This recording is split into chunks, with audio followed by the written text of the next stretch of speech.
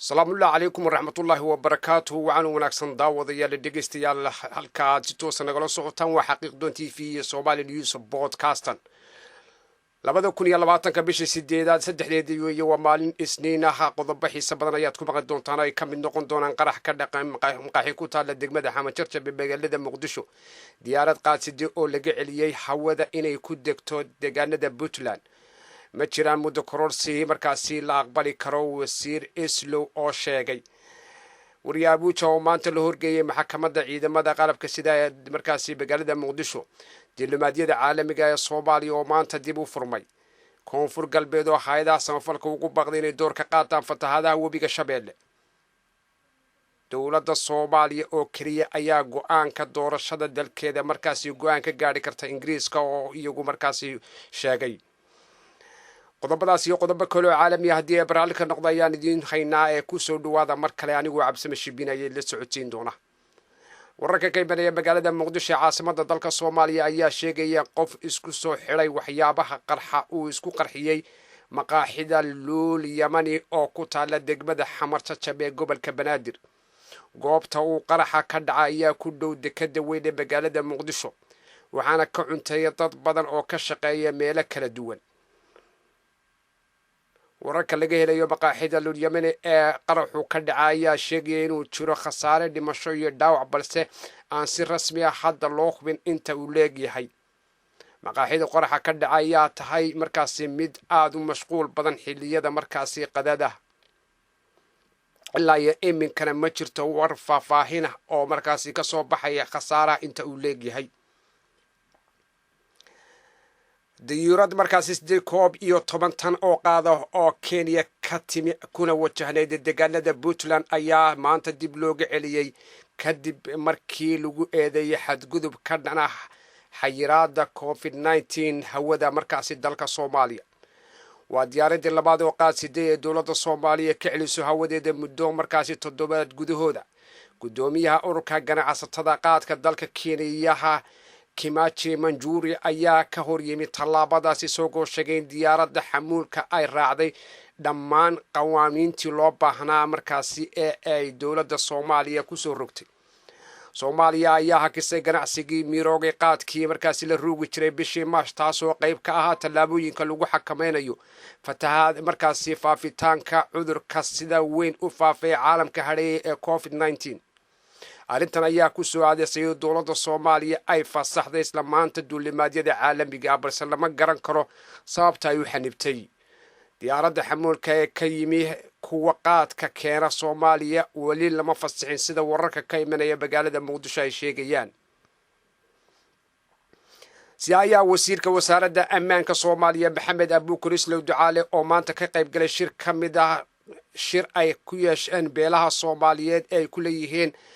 mawlaca macallin nuur ee magaalada Muqdisho ayaa waxa uu ka hadlay xaaladda siyaasadeed ee dalka iyo doorashada la filayo inay dhamaadka sanadkan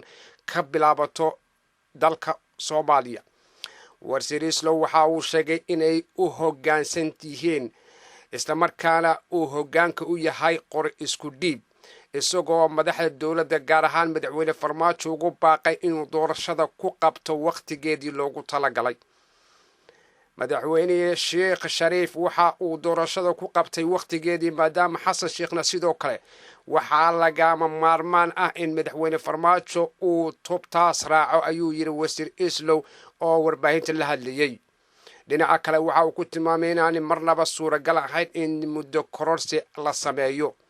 wasiir Islow ayaa hadda si ku meel gaar ah haya wasaaradda ammaanka waxa uu ka mid yahay xildhibaanadii ka soo horjeeday mooshilkii xilkii laga qaaday xukuumaddii ra'iisul wasaare Xasan Cali Khayre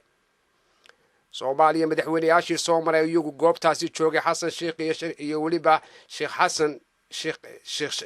Sheekh iyo waliba Shariif Sheekh Axmed ayaa iyagu muddo kororsi markaasi loogu daray waqtigii uu ka dhamaaday laakiin lama oga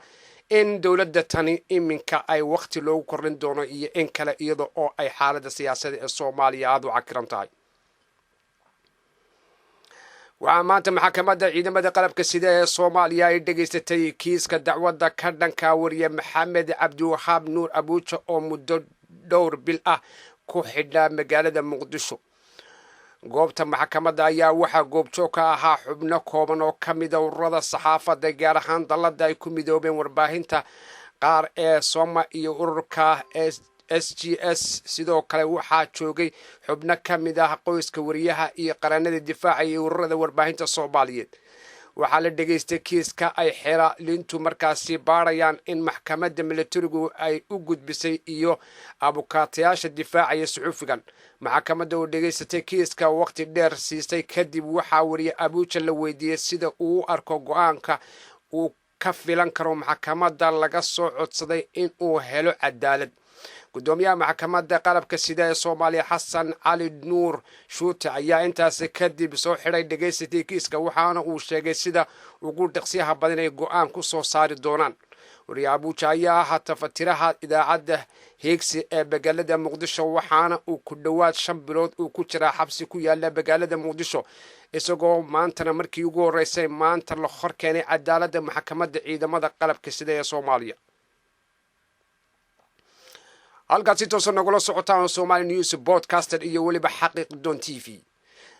duulimaadyadii caalamiga ah ee hawada Soomaaliya ayaa si toos uga bilaabmay maanta magaalada Muqdisho markii ugu horeysay dib loo furo muddo 4 bilood iyo badh kadib. dowladda Soomaaliya ayaa toddobaadkii tagay ku dhawaaqday in duulimaadyada caalamiga ee gudaha iyo dibadda dalka Soomaaliya ay dib u bilaabmi doonaan 3 August oo maanta ku beegnayd. duulimaadyada caalamiga ee Soomaaliya ayaa la joojiyay bishii Abriil sabab la xidhiidha faafitaanka xanuunkan COVID-19 oo saameynta ku yeeshay caalamka oo idil. tallaabadan ayaa timi kadib markii dowladdu ay dib u furtay duulimaadyadii gudaha bishii hore. iskuulada iyo jaamacadaha ayaa dib loo furi doonaa 15 August sida wararku tibaaxayaan. Soomaaliya waxay xaqiijisay in ka badan 3,000 oo kiis oo COVID-19 ah iyo 1,562 soo kaabasho ah iyo waliba 93 dhimasho ah. xanuunkan markaasi COVID-19 ayaa si weyn ugu baahaya meelo badan oo ka tirsan Afrika isagoo oo saameynta u weyn ugu yeeshay wadamada Afrika gaar ahaan South Africa oo iminka aad looga soo dayrinayo xaaladooda. wasiirka gargaarka iyo maareynta masiibooyinka dowlad goboleedka Koonfur Galbeed ee Soomaaliya Cabdinuur Cabdi Caruush ayaa hay'adaha samafalka ugu baaqay in ay degdeg u soo gaarsiiyaan samarkaan dardargeliyo hawlahooda ku aadan taakulaynta dadka ku waxyeeloobay fatahaadaha webiga Shabeelle.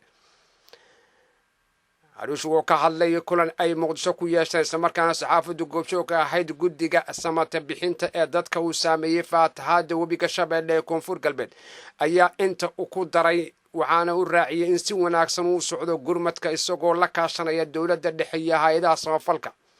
wasiirka oo la hadlay warbaahinta Soomaaliyeed ayaa sheegay in degmooyinka markaasi Afgooye iyo deegaano ka tirsan marka Wanlaweyn iyo Awdheegle ay si weyn u saameeyeen fatahaada webiga wuxuuna si gaar ah ugu mahadceliyay wasaaradda caafimaadka Koonfur Galbeed oo dadka barakacay la garab taagan taakulaynta wacyigelinta ku saabsan xanuunka COVID-19.